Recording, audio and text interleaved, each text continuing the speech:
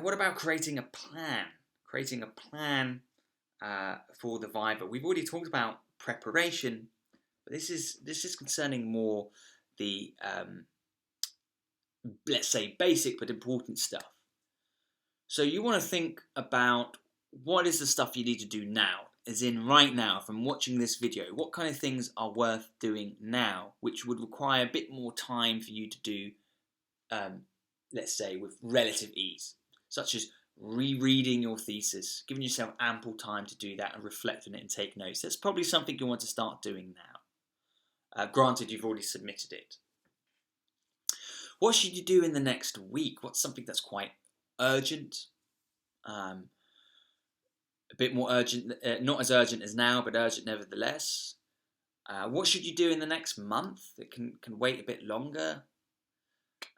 What should you do in the next 6 months, if you have 6 months until your exam? What are things that you will never do or have done, or done already? Maybe you've already done some planning. Just list those so you can at least tick them off and be clearer to yourself what it is that you need to do.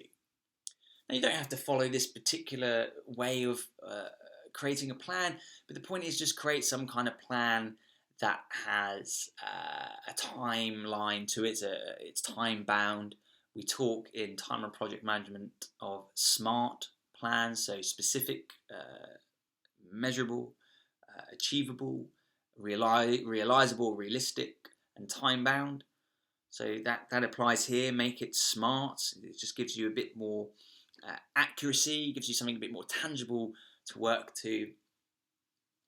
So think about those things. And as I say, a lot of these can be very kind of practical, basic things like picking out what clothes you're going to wear on the day, trying out Zoom or Skype to see what works best for you, or asking which one you're going to use so you can download it, have it ready on your computer, check your internet connection, play around with it with some friends to see what lag time is like, what kind of notes you need to have, what pen you're going to use,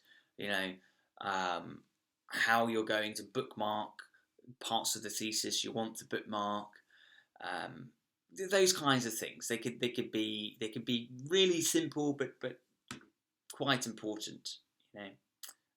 Even what time you're gonna. Is it in the morning? What time you're gonna have breakfast? How much time do you need in the morning? When should you wake up? When should you go to bed? Even stuff like that is very important.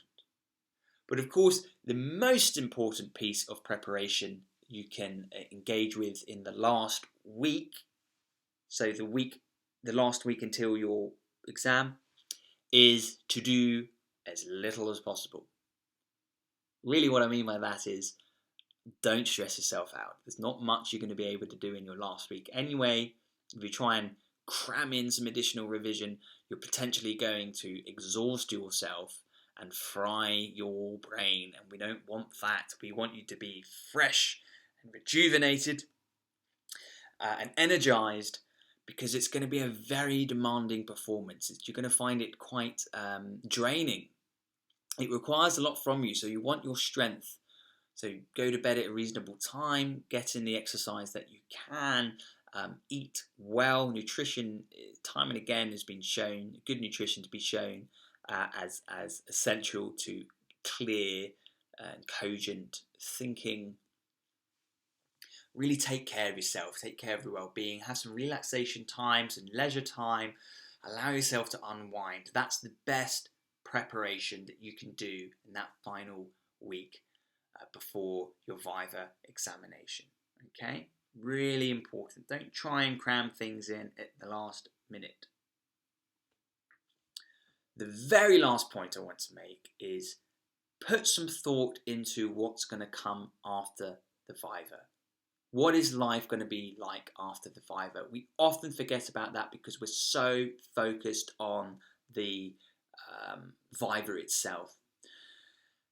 And that can be problematic. We have something that we call, or at least what my internal examiner called, the post-Viva blues or post-Viva depression. And you've been spending years working for this day. The day is gone. You can feel a bit deflated, exhausted, perhaps even slightly lost. Certainly that's the case if there's no clear next step Maybe you're just starting to apply for jobs, you're still applying for jobs, you haven't found a job, you haven't figured out what it is you want to do. You can feel really amiss, you don't have this project to carry you over any longer, to give you a morale boost, or to draw your focus and attention. Suddenly you feel aimless. So be aware of that and see if you can address it. Start thinking now. It doesn't have to be in incredible detail, but just have some thoughts now as to what kind of things you can do post-Viva. What's post-Viva life going to be like for you? Where are you going to be living? Where are you going to be staying? What's your routine going to be? What kind of support do you have? What kind of day-to-day activities can you engage with that's going to keep you focused? Maybe this is the time to take a holiday if you can, or really reflect on what you want to do if you're not sure of that yet, but have some kind of plan in place, something. Don't go into it blindly, because that's when you're going to feel a bit lost and aimless. Provide yourself with aims and take care of yourself. Other than that, I want to wish you the best of luck going forward with your Viva. Be confident, believe in yourself, you know your stuff, you've gotten this far, it's your project, you're the expert, you know what you're talking about. You are already there. This is just a matter of showing that off. So carry that within inside yourself. Go in there, see it as an opportunity to enter a dialogue, talk about your work, get some meaningful feedback. It's not so drudgerous as it seems. It can actually be quite enjoyable. Okay, so the best of luck with it, and I hope that I will see you in some way, shape or form in the near future. Take care.